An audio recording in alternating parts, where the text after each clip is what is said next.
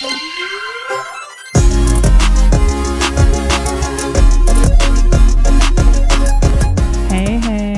welcome back to TV Mania Club with your host Gabby, your TV manic, not your manic pixie dream girl. That is not me. I'm a bad bitch.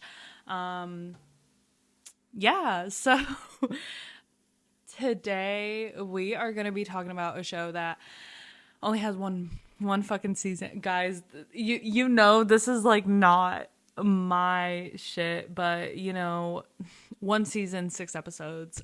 We will be talking about Sweet Pea, starring Ella Purnell. Guys, get into it. Like, I don't know. I love Ella Purnell. I obviously watch Yellow Jackets. I tried watching Fallout. I watched the first episode, and I will say it was good, but I haven't played the video game. And I played Fallout Shelter, okay? The free one. I played Fallout Shelter, so I kind of know the basics of, like, why they're in the thing and what happens in the thing, whatever. But that's, like, so different from the video game. But either way, huge Yellow Jackets fan. She was my favorite character on Yellow Jackets. Go watch Yellow Jackets, please, because when season 3 finishes, this is the first place I am going to. This spot right here, because that is my motherfucking favorite show. I don't know how to explain Sweet Pea, guys. Like, we will only be talking about, like, episode by episode and what happens every episode instead of doing a character study, because we can just get characters from each episode. But I feel like it was supposed to be just a mini show, and it was just supposed to be season 1, but everyone loved it, so I don't even know if they're even gonna make it season 2. And it's like, guys, like, what did you expect? Like, you put Ella Purnell as the main character. Of course people are gonna want a season 2. Like, we love Ella over here, okay? We love her. I will not be drinking wine today because I have to cook dinner later, and my glass of wine is reserved for when I am cooking dinner, and I don't want to already be on 2 glasses by the time I get to... Someone gets me. Someone out there gets me, right? All right. So in episode 1, we see that Rhiannon's dad has passed away tragically, and this is kind of like put a whole halt to her life, because I think her dad is like the only person she has. And in the same episode, her dog also dies in a hit and run. Dude, so she's already starting off like not on a good note. Like she's just going through it, right? And then she goes to work, and she's a receptionist at Carnsham Gazette. And being a woman and a receptionist, she wants to be a journalist, but she's working reception right now. Being a woman, wanting to grow your career and explore that is not easy. And also, like, somebody else comes in and like takes the position she wanted. Like, someone, like, I think her boss's nephew comes and takes like the position instead of her. And like, she wanted the position. But like, when it comes to a woman's personality, a lot of bosses will use how you are as an excuse to why you didn't get something. So like, they're like, oh, we want someone more confident. We want someone, you know, less like, you know, shy and just like to herself, like someone who's actually down to like break boundaries and like break over that. And it's like, blah, blah, blah. Anyone can do this fucking job. Shut the fuck up. Like, me being shy and standoffish and not wanting to talk to you fucks has nothing to do with my ability as a journalist. But obviously she's not going to say that, because that's just who she is. She keeps to herself a little more. And plus, she is just very depressed with everything that's happened. So I do not blame her. Her hair is noticeably like a little thin and a little like dry. Like, it's not in the best condition. I will say, like, I've had my run-ins with bleach and hair thinning and hair shortage and hair breakage and hair shortage, like if we're missing hair somewhere. Hair shortage on my scalp. We kind of find out though that her hair thinning is part of a tick she had, especially back in the day. We meet like her bully. She has a history of being bullied by this girl named Julia. And honestly, I don't know how to feel about Julia. I don't know if, but we'll get into her. So right now, since she's the bully, we don't fucking like her, because why would you bully Rhiannon, you dumb bitch? So yeah, she developed something called trichotillomania. I think it's trichotillomania. I'm so sorry if I'm pronouncing that. I've never heard it. I've never heard it said out loud. I don't know if they say it on the show. If they do, I don't know. It's in Britain, so I'm only seeing it like spelled out. So yeah, that's a condition where she pulls out her hair. It's like this tick because this bitch Julia was making her feel like shit. Okay. So on top of all that, my girl is already going through it, right? Her sister, Saren, is trying to sell the fucking house she lives in because it's the family home. And it's like, well, like, dad's dead. Like, what do you want to do? Like, it's the family home. Like, we need the money. And then she's like, bitch, I live here. Like, honestly, yeah, her sister's a fucking dick. On top of that, she gets Julia, the sister, she gets Julia to be the realtor to sell the house. Girl, what? Does everybody just fucking hate Rhiannon for some fucking reason? Because, like, honestly, like, why? Like, why? And then her dog dies. It's just not my year. Like, that's dog. I feel so bad for her. So she's just like, you know what? None of this is my fault. It's not. This is all your fault. So she goes to Julia. I think she goes to like a club. She sees Julia at a club and then she confronts her and she's like, you can't sell my fucking house and all this shit. This interaction will come back later. She sees Julia, confronts her. She's like, what the fuck, you fucking crazy hag? And then she's like trying to talk to her, but she's still like kind of teasing her. Like, if she was still in fucking high school.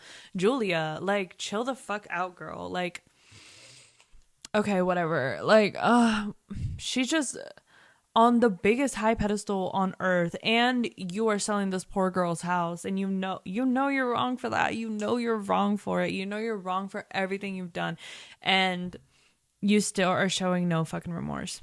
So then Rhiannon, she just leaves the club, storms off, is just like so devastated, so angry. I would be fucking livid. And then some guy tries to talk to her. I don't know like how he tries to talk to her or if he's just there. I should really go back and see this. I saw this like a month ago. But I haven't stopped thinking about it. So like, yeah. And then she, in a pit of rage, she kills some guy. So this is what professionals would call a second-degree murder, because she just, out of nowhere, she's just like, So yeah, she kills this guy. It gives her a sense of control and purpose that she hasn't had at all, probably her whole fucking life, and especially she didn't especially have today or this week, or I don't know if all this takes place in like a while, like her father dying. Oh my god, like her father dying, that was just so sad. Like, and it's just boom, boom, boom, boom, boom, like just so much happening over and over again. And her dog, man, like her dog, and like nobody's on her side, so she's alone. Not even her own sister is on her side.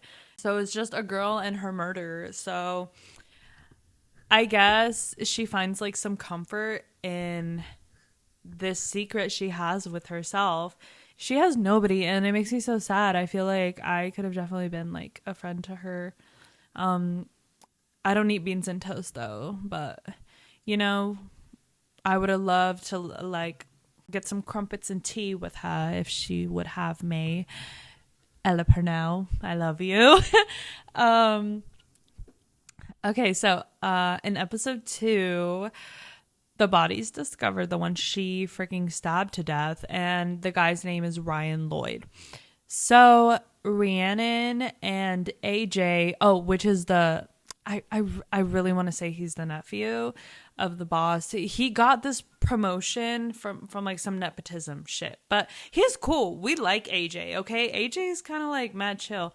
So they go and investigate the family of the guy she fucking murdered, and it's just like I love like chilling scenes where it's like the murderer, who you would never suspect is the murderer, is just there talking to like the friends, the families, like everybody.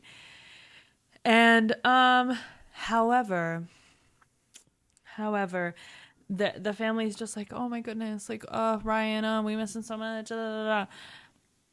But Rhiannon discovers that he had a restraining order put on him by some guy named Dave. Who the fuck is Dave? Oh yeah, Dave. I remember Dave. Okay, so yeah, like a guy named Dave literally had a fucking restraining order on this guy. So Rhiannon's just like, you know, honestly trying to grip to anything of like, he deserved to die, and like I'm gonna prove he deserved to die, and like I'm gonna like quote unquote solve this mystery, and I'm gonna get promoted as like a journalist. So that's literally all she's focused on. And I mean, great plan.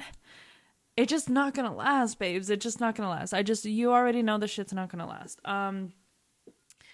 But yeah, just desperately trying to find and hold on to any hope that this guy was not a good guy. So that's why she's so hung up on this restraining order thing. So Ryan was like a bully in the workplace. Like a terrible, terrible bully. He was awful. Yeah, that was pretty much it. So then Rhiannon, she goes back to the office and convinces her boss. Ooh, this is when she kind of like steps it up a little bit. She convinces her boss like, hey, you have to run the story. Like, I know all the tea on this story and it's hot right now. Everyone, like, there's no suspects. Like, let me do this fucking story. And then she gets invited to drinks with her coworkers. So she's making friends, but it's like, oh my God. You didn't have to kill someone for this, girl. Like, please. Like, you could have just, like, I don't know. Not all your coworkers seem like the best anyway. So it's like, maybe you don't want to be getting drinks with everyone or want to be friends with everyone. But that's you, girl. That's you. Then she performs karaoke at the pub. You know, the pub. She ends up killing this guy. His name is Mike. So the tea with Mike was previously encountered him at a hospital where her father was being treated because, you know, her father was sick. He died. And Mike had been like very rude and demanding towards a nurse and just being like fucked up. And like, because of this, she couldn't care for other patients, including Rhiannon's father. I guess not leading to the death, but, you know, could be a thing to blame. And especially in her mind, she's like, oh, he's completely to blame. Okay. Like, yeah, no, everyone's getting blame. Everyone's getting blamed for everything besides her, even though some things are nobody's fault. So yeah, so she sees him whenever she's doing karaoke. That's why she gets up and leave at the pub. She sees him at the pub, and then he's being a fucking dickhead again. It's so funny. This town is so small, by the way. And he's being a prick towards a fucking bartender, and she follows him, and so this is like premeditated. So this is definitely a first degree murder, right? Because she's acting like she lost her dog, and then he's like helping her, whatever, and then she stabs him in the neck when he's acting like he's looking for the dog in the trash can. Yeah, that's crazy. Okay, so Ryan, okay, one murder. That was a second degree murder. Mike, rude ass dude, first degree murder. Well, that's a little, I don't know. Could it still technically be second degree murder? You can like argue that. Because I know there are many cases where the killer is driving with the victim and then in that moment decides to kill the victim, but then proceeds to take them to somewhere, and then it's like still premeditated. Kind of. It's premeditated in the moment, but then you could still get charged with second degree. Like I've heard many stories where in cases like that they get charged with second degree. So I'm not sure. But fuck this. Okay. I haven't been naming the episode. So episode 1 was Sorry for Your Loss. Episode 2 was This Sort of Thing Needs Some Feminine Energy. And guys, what the fuck is feminine energy? Like, please, can we stop with that? Like, I know what you mean, but it's not. Energy can't be masculine or feminine. Like, I sound like the friend that's too woke, but you guys know what I fucking mean. Okay. Episode 3. Black spots in the garage. I said that in British. In the garage. So she's like reminiscing on Julia's bullying, and we get kind of more of a backstory on like all the teasing and all the just horrific, just fucking leave this girl alone. I feel like she, like, you never let this girl live, and I feel like that's when like bullying is really like awful. Well, bullying is always awful, but when it gets to the point where it can be like just extremely traumatic is when you are 100% just not letting this person live their life. You did not let her live at all. You did not let her have any fucking peace. You did not let her have anything. This girl just wanted to sit here and live her life. You just didn't let her. Back in high school, she just wanted to go to the school dance, and like y'all just sat there and teased her the entire time. Like, she can't even just enjoy her life by herself, even if she doesn't have friends. Like, you're still teasing her for not having friends. And like, Julia's such a fucking bitch. I'm sorry. And I feel like she hasn't really changed as an adult. She just humiliated her bad, her and her little friends. And on top of that, she's trying to sell her fucking house, and she doesn't fucking care. She's not going to think like, oh, haven't I let this poor girl go through enough? Let me spare her. Fucking show her some mercy. None of that. No. So Rhiannon is like, I'm gonna kill Julia. I get how she got there. Bitch got her control back. She got her confidence. Like, she finally, for the first time, feels a sense of control. She was literally so down bad, and now she feels some sense of control. Of course she's gonna be like, let me get revenge on my fucking bully. Especially because this bitch is trying to sell my house. Which, if you think about it, I mean, like, if that was the sole reason, then, I mean, your sister's just gonna find another realtor. But, wow. She, like, makes her car, like, break down. She offers her a ride. But instead of taking her home, she takes her to Rhiannon's home. You know? Yeah, she takes her to her house and kidnaps her in her garage. That's why the title of the episode is Black Spots in the Garage. And she confesses to everything because Julia's like, bitch, what are you trying to do? You crazy bitch. You trying to kill me? Bet you won't. Bet you won't. You can't fucking kill me. You're just a little pussy ass bitch. And Rhiannon's like, I've killed before. Julia, I've fucking killed before. Like... This is not my first rodeo. Like, I have no problem killing you. I've killed innocent people who've done nothing to me personally, like, as bad as you. So I have no problem killing you. And then Julia's like, oh, shit. Okay. Fuck. Then she gets a little nervous. So then she knocks her ass fucking unconscious. And that's the end of episode 4. No. Episode 3, so that's the middle of the season. Yeah, see how, like, we're already almost fucking done? I'm just so mad. Episode 4, Everybody Loves Julia. This is a Julia fucking episode, okay? And I didn't love it, didn't hate it. I hated getting her backstory. Like, I don't really care. But... obviously, it was necessary. Julia is up, and then she has her, like, tied up and shit in the garage. And then she prepares to kill her, and then Julia starts mocking her, and she's like, you fucking cunt. This is your fucking fault. Like, you're the one who's unhappy. Don't fucking blame me for your misery. I feel like that was really good. So, Rhiannon, she's like, oh, okay, bye. So she's like, I'm gonna leave you alive. Like, whatever. Like, she knows Julia's fucking down there, and like that sense of power and control. Burning the diamonds, I'm gonna make you mine. Fuck. She with this sense, like, she finally feels like in control of her life, and I mean, it's kind of nice to see.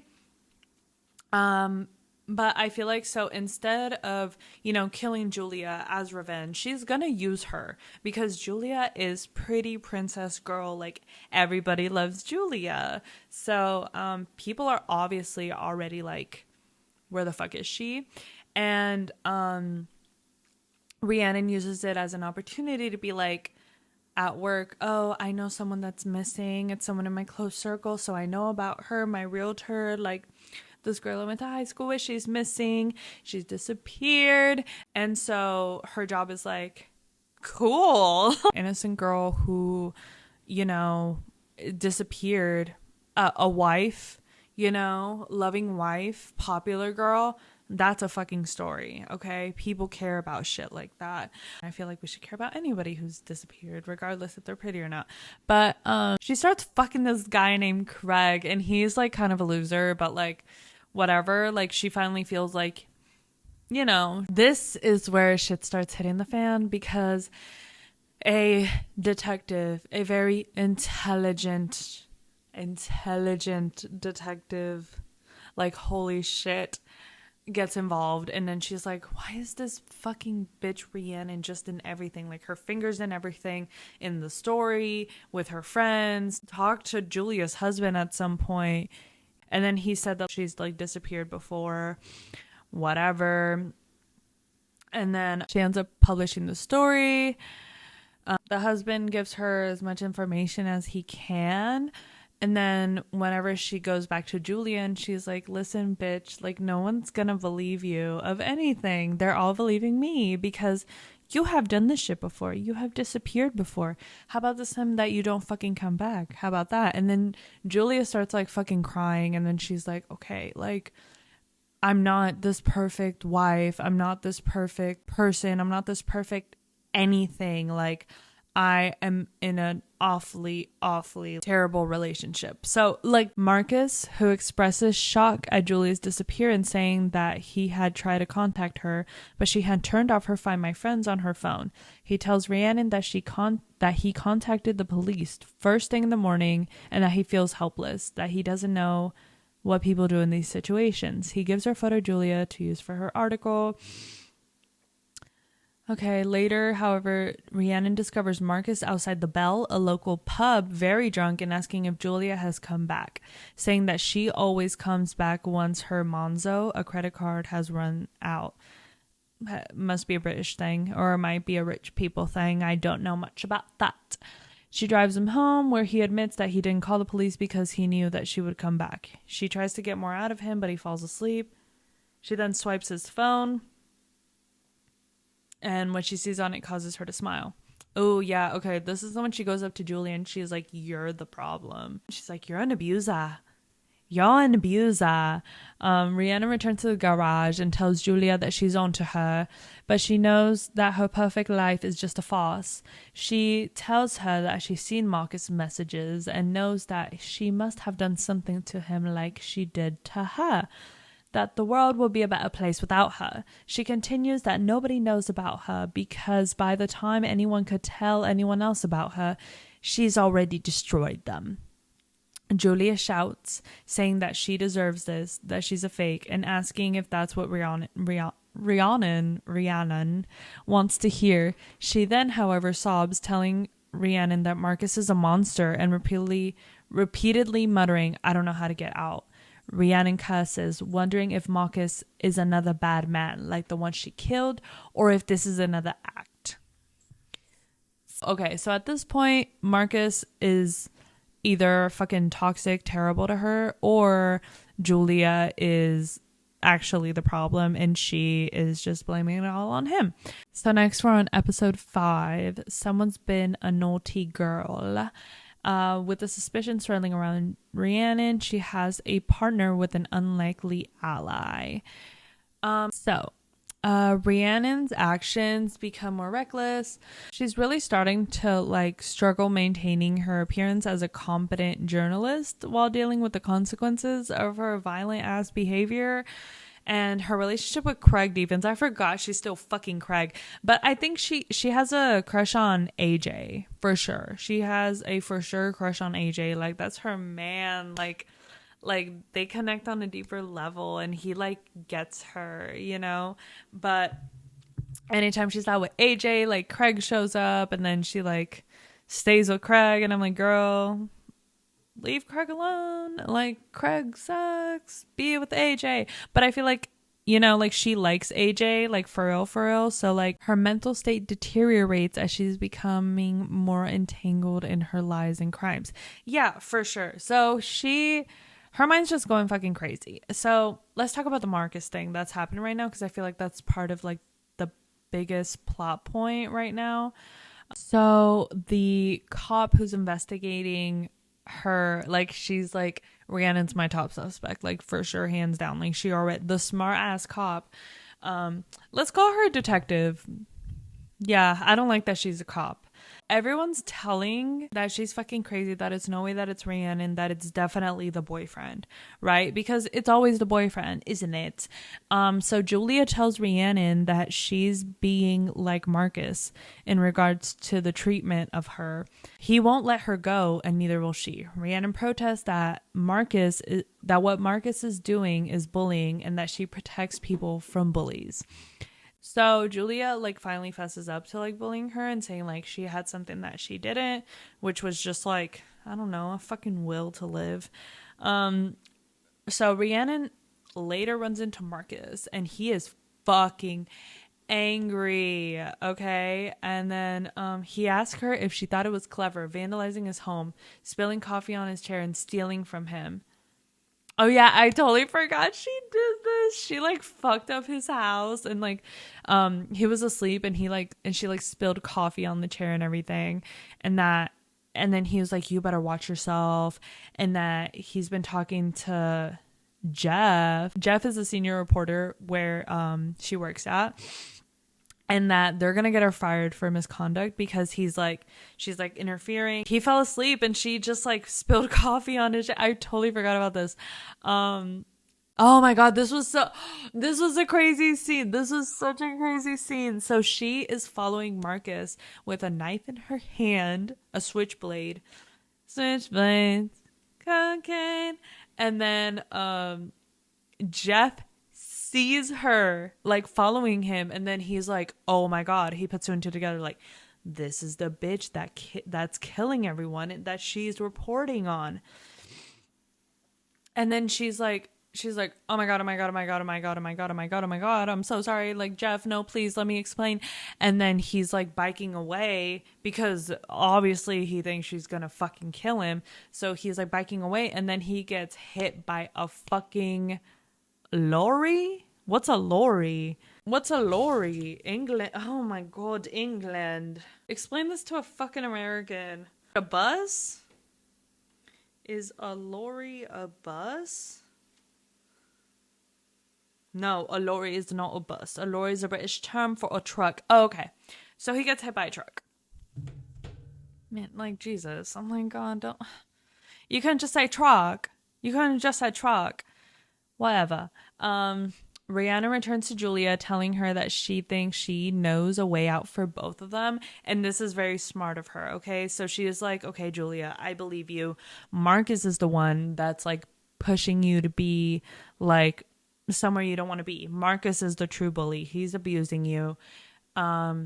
Let's get you out of this fucking relationship. And so she tells her that they'll take her to somewhere else, pretend like she's been there the entire time, like she was kidnapped somewhere else, and then get Marcus to come there and frame him for the crime.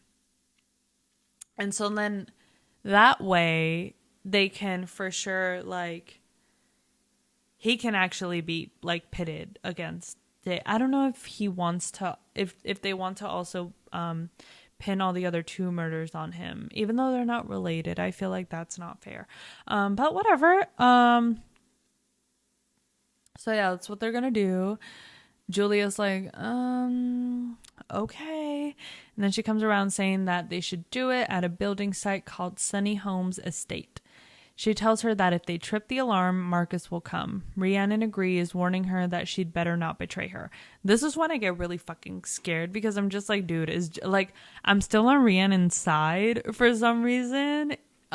Because like, honestly, at the end of the day, her plan could like free them both if this is true. And I still like I do believe Julia at this point, and I'm like, okay, Julia's gonna like for sure, like she wants to leave this man, like this is her out. She has to like be in cahoots with her kidnapper, unfortunately.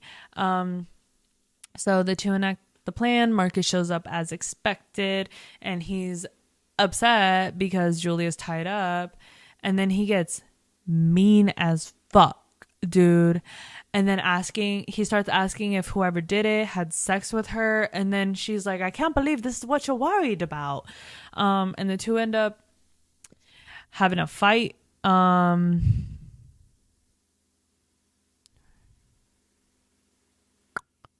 having a fight, and then he gets sweet out of nowhere, and that nobody understands him like her. Oh no, and nobody. And then he switches all of a sudden, like immediate just code switching back and forth, like who the fuck did this to you, and did they try to have sex with you, and I'm the only one who understands you, Julia. And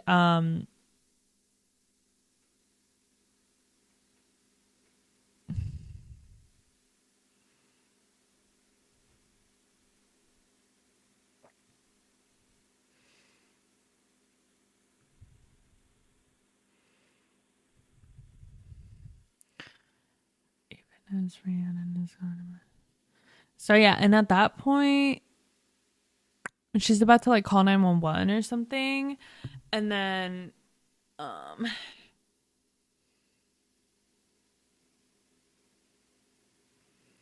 and so then Marcus is like, and also Julia, she's like, oh my god, like he does love me, and then Marcus is like, I'm gonna kill myself. I'm sorry. That's not funny. And then Julia's like, no, don't kill yourself. And Rhiannon's like, yeah, kill yourself. And God, I hope this episode doesn't. This is why I had to get off YouTube, because I can't say shit like kill yourself, you know? And so Rhiannon ends up pushing him off the ledge. Rhiannon pushes Marcus off the ledge. So that is Julia's out. So she is now free, but however, they still have to go through questioning with the cops. So then they work up like, you know, something to say. So Rhiannon has now killed 3 people. And though I don't know if she was genuinely thinking on killing Marcus, but she did it. Like, I don't know, like she did do that shit. So like, wow, it's kind of crazy.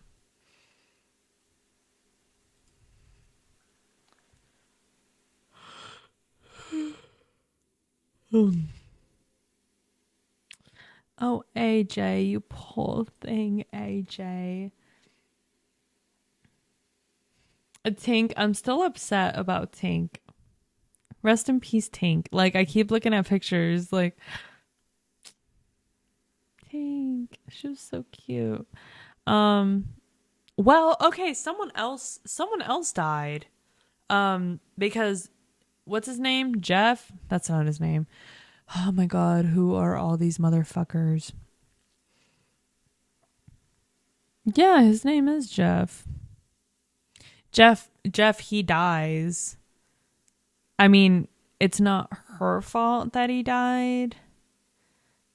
It's her fault that he died, but she didn't kill him, technically. And I feel like she must feel like, on top of everything, that's another weight on your shoulders. And it's like, I feel like she's not getting the same thrill with killing as she did in the first, one, like now she's starting to feel just kind of like this is a lot, and also the police, and like she's probably just like, okay, like I just need this to be over so I can just get away with it and just like move on, right?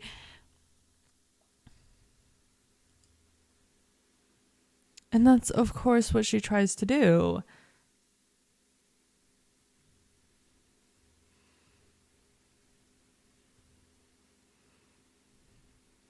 I totally forgot about her like little cute like monologue that she does. She's like, somebody I'd like to kill, everyone. Like, Ella Purnell, I love you. Wow, like what a great job casting her in this, because I genuinely do not know who, like I can't imagine anybody else playing this role.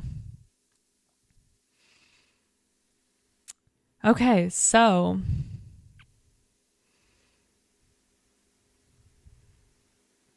the last episode 6, because we're at the end at episode 6, is called Life 2.0. And Rhiannon's crimes start to fucking catch up with her. Like I said, it's been a lot, just like back and forth again and again. And also like, but okay, everyone who was ever suspicious of her, like Jeff or Marcus, like ended up dying, except for Julia. Julia's the only person that like knows everything and is still alive. And it's just crazy that now they're like working together. Like, wow. So Rhiannon could fucking lose like literally everything, right? And in this one, it's like, okay, like, is she gonna escape the consequences of her actions, or is she gonna stand to lose in the process? I don't fucking know. I don't know what that means. So we're gonna delete that part. So yeah, so at this point she's just turned to like vigilante killer. Like I'm like, oh my god. Okay, so I'm just gonna read this like whole synopsis and I'm gonna touch on every paragraph. So in the aftermath of Marcus's death, Rhiannon and Julia are both brought to the Carsham. Is that where they live? Carnsham Police Department to be interrogated. Despite heavy pressure from Marina Farrow, that's the detective, the very, very smart one, the two of them stick to their story that after Rhiannon accidentally tripped the alarm, Marcus showed up, saying that he was going to do to them what he did to those men, and then said that he was going to jump off the banister, but ended up slipping and falling. As the police found Rhiannon's knife with Marcus's fingerprints on it, they buy the two story, and the lead detective, Diana St. John and Rory Sager, let them go. Marina protests to St. John that Rhiannon isn't who they think she is. But St. John tells her that she's just not good enough and orders her to go home. Because, yeah, like the smart-ass detective, like she knows, like she knows she's behind all of it. She knows, she can tell, she reads the vibe, she knows, and like there's just proof, and it's just like, it's so true. But they're like, oh, his ID's on the knife, like, let's, cool, okay, whatever. And then like everyone's gaslighting her, and it's like, oh, like detective, like you're going crazy, like your obsession with this girl is like kind of going crazy. And at first I agreed, because I'm just like, dude, like leave her alone. I want her to get away with this. I want Rhiannon to get away with all of it. But that's not fair, because at the end of the day, like something has to happen to her. So wow. Outside the jail, Rhiannon is met by Craig, who offers her a ride home. She agrees to it, but asks to stop along the way. They stop at Julia's house, and she finds that Julia is not there, okay? And the place is surrounded by reporters. She ends up meeting AJ. Okay, I like AJ. Oh, AJ's such a sweetheart, and he's so cute. Oh my god. She knows she can't be with him because he's just too good. And then Craig, I mean, he's not a bad person, but he is like a douchebag. So she like doesn't really care if she fucks him over, I guess. Whatever. Oh yeah. So they're talking, and then Craig, like, they're still doing this, like, stop talking to AJ, like, she's with me, she's mine, honking his horn, and then AJ's like, fucking prick. And then he's like, I'll see you at work, Rhiannon. So back at home, Rhiannon finds a package containing her father's ashes. Oh my god. This entire time he hasn't even been cremated. Like, he was getting cremated during this whole time. Like, so much has happened during the time of, like, his death versus the cremation. Like, I don't even know what that process is, but holy shit. And she sits down on the table to examine it. There is a knocking at her window, and then it's Julia. And it's like, okay, like, I thought this bitch, like, bailed on her and was like, fuck you, like, I'm leaving. Like, my husband's dead, I'm leaving. Oh my goodness, this is so crazy. So Julia starts to explain that there were some seriously aggressive reporters outside her home, and she didn't know where else to go. When Rhiannon asks if she's okay, she points out that Rhiannon killed her fiance. Oh, I thought they were just married. I thought they were married. I didn't know that that was her fiance. I didn't remember that one little detail. Rhiannon reminds her that Marcus was abusive, telling her that she had to kill him to save her. I mean, that's true. If, like, that man has, like, put her hands on Julia. No. If that man has put his hands on Julia, she is, like, 300% more likely to, like, die by him than if he didn't. And no, I think that's just for choking. Either way, you're most likely to die than to not die if someone puts their hands on you. Okay, so yeah. Wow.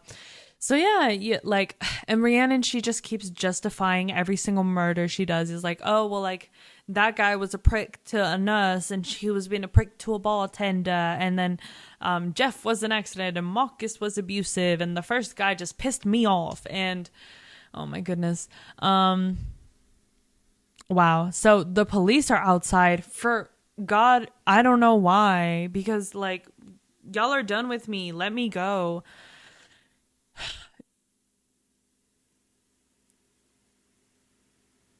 Oh, never mind. So, okay. Never mind. The police don't show up to their house. So there's a police siren outside. Julia's triggered. She's like, the police are going to turn up. I can't go to prison. And then Rhiannon's like, you'll be fine. And then people don't go to prison for doing good things. And it's like, girl, like, murder's not a good thing. But I mean, if you told the police about what happened, would they believe you? No. Benefited her. That's why she did it, not because she wanted to save Julia. But whatever she wants to, she's not gonna have that realization. She's saying that society should be thanking them. And then Julia is like, do you really believe that? And then she tells her, yeah. And now the rest of our lives can begin. And, like, wow, that's crazy. And then this part was crazy. So they go out clubbing. They're having a key. They're toasting. They're to freedom. You know, like, Rhiannon suggests that Julia should visit the Gazette and tell her story. So Julia replies, she's like, no, I don't want to be a victim. And the Rhiannon tells she isn't. And that's how they take her power back. I'm kind of with Julia on this one, because it's like, girl, like, I don't want to be telling my story. Like, this obviously just benefits Rhiannon. She doesn't give up. She just cares about the story. At the end of the day, all she wanted to do was be a journalist, and she feels like she's justified in everything she did because she gets success from it. And Rhiannon tells her that, like, she's not that this is how you take your power back. And the two of them fend off a flirtatious man, and Rhiannon quips about possibly killing him. And then Julia's like, bitch, what the fuck? I thought you were done, like, doing all that. Like, why are you over here, like, joking about, like, killing some other guy? Like, Jesus Christ, like, aren't you done? And then she's like, remember, like, Fresh Start 2.0. And then Julia then asks for her bank card to get some cash so they can get wasted. And Rhiannon's like, yeah, here. Rhiannon, I'm fighting for my life to defend you right now, girl. Like, I can't. I really can't. This is really hard to defend. But okay, so they get wasted, they're dancing, all the fun stuff. Life 2.0, baby. And then at sunrise, the three of them are together on a rooftop car park. And this is what I'm like, dude, like maybe they did it. Like they really did it. Wow. Wow. Oh my God. And then Rhiannon realized that she drunk texted AJ and was like, I'm obsessed with you. And AJ's like, me too, bitch. Like, let's fuck. So Rhiannon's home. Oh my God. And then the fucking detective is on her couch like, hello.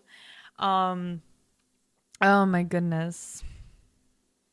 Oh my goodness. So yeah, the detective's sitting on her couch and then she's like, what are you doing out so late? And then Rhiannon's like, what are you doing in my home, bitch? And then Marina's like, part of her was wondering if she'd lost it, if Rhiannon could have possibly really committed the murders. Rhiannon replies that she has lost it, and then she continues and say that she saw the CCTV footage and realized that the answer was yes, she could do it.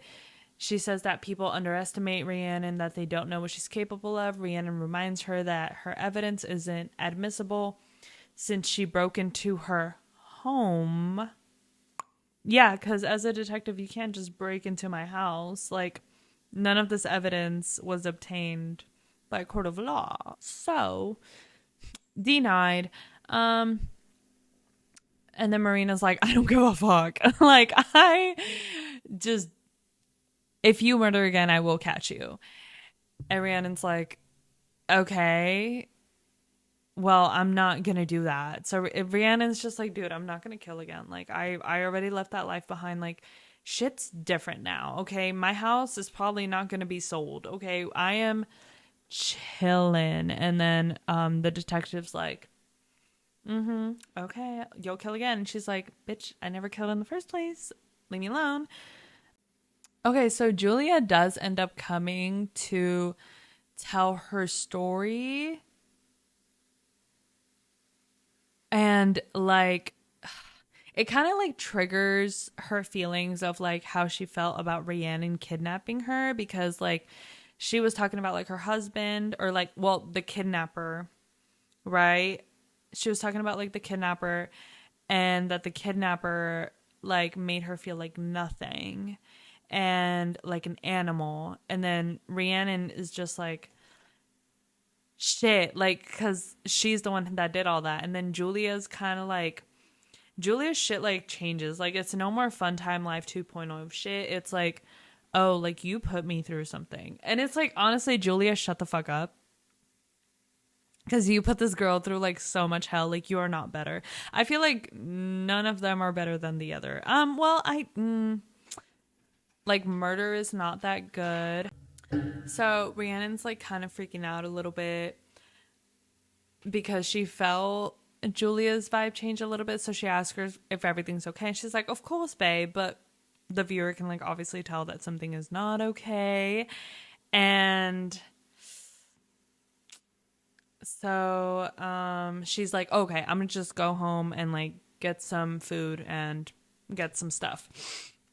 And so Rhiannon goes to Craig to try to like break things off, because like she really likes AJ and he likes her back finally.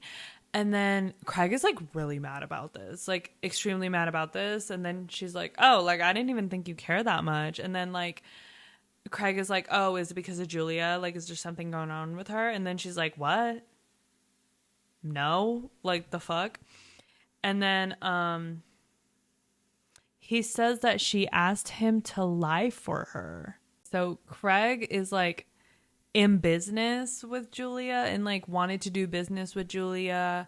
And then now he wants to like, he like lied for Julia or something. I don't know if something's going on with Craig and Julia and that's why she's acting weird, or if she's acting weird because of Rhiannon, and I think that's why we needed a fucking season 2. But yeah, Rhiannon's just like, okay, all that shit's like kind of fucking weird, whatever. So she comes home and she calls Julia, and then she's like, hey, like, we're still hanging out, like, whatever, like, I'm cooking you dinner because they were gonna hang out. And she has a missed call from her sister, and then the bell rings, and her doorbell rings, and it's AJ, her man. um And then he's like, oh, did you think it was Craig? And then she's like, no, I broke up with Craig. Like, I don't give a fuck about Craig. And then he's like, finally. And then they kiss, and then they have sex. And then, oh my God.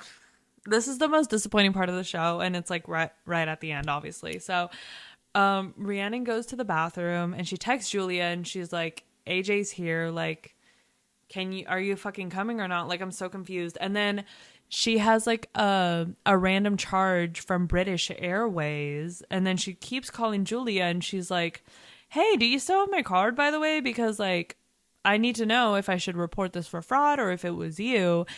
And then she returns to the bedroom, and then AJ's like, I got my first police contact. And then they started sharing information with him, showing him pictures of this. Oh my God. So the police show AJ a picture of the switchblade knife that was used in the murders. AJ has seen this knife before because obviously he likes Rhiannon, so he pays attention to like the things she owns, and the switchblade that she owned is the same switchblade that he recalled from the murders. And I think she has the fucking knife in her shit. So yeah, because she would use it to open mail in the office. It's like this black knife. It's cute, switchblade, whatever. And then he starts berating her, like, isn't the knife yours? It's yours, isn't it? Isn't it? And then she's like, she just keeps denying. And then he's looking through the fucking drawers, and he's like, you're a murderer, all this. And then she's like, I was grieving. I was angry. People dismiss me, like, but they don't anymore. Like, I don't have to do that anymore. Like, please, like, oh my God. And he's like, what did you do? And then she's like, I stood up to bad people and bullies. And it's like, girl, okay, like, whatever you want to believe. Oh my God. And then he's like, you murdered those men. And then she's like, no, it's okay. And then she tried to convince him that it's okay, and then she doesn't have to kill anymore because, like, she really doesn't. And then he's like, you're a monster, and he has to go. And then she's like, no, don't go, don't go. You can't leave me. And then she grabs a knife and stabs him through his chest, and then stabs him through his shoulder. Oh my God. And then she's with him, and then she keeps stabbing him. And then she's like, I'm not a monster. I'm not a monster. I'm not a monster. As she's killing this man, stabbing the man that she really likes, that he finally liked her back. Oh my God. Oh my God. And he dies. And then you hear like a door open, and it's her sister, Saren, from the beginning, that was calling her. Her sister just comes in the house. And the fucking season ends. Amazing cliffhanger. I love the cliffhanger. It was amazing.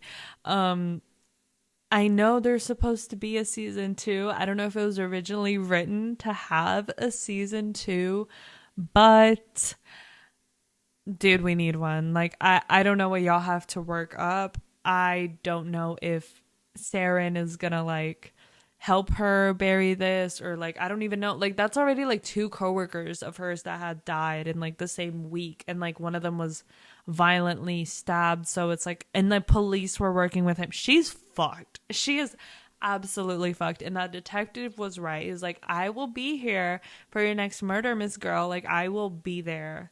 I will see it, and I will get, you're going fucking down. So she is going fucking down. Oh my God, this is such a good show. Like, I really, really loved it. And oh my God, I need a season 2. I love Ella Purnell. Ella Purnell, we love you. You were fucked. You were cooked, girl. And then Julia left your ass too. I don't know if it was because of you or if it was because of Craig. I feel like Craig is a little bit more involved in all this. I don't know if he's like, I don't know. I feel like he's involved in all this more because he wanted to do business with everything. And you know, business people and their money, they're so fucking weird about it. So, Craig, like, I'm not ruling you out either. So, thank you guys so much for watching and listening. Please watch the show if you haven't seen it. I mean, you probably would have seen it already if you're listening to me do all this. If not, you just really love spoilers, and like that's fucking cool too. Like, I'm here for it. So yeah, please, we need a season 2, okay? We need a season 2. All right. I love you guys. Bye.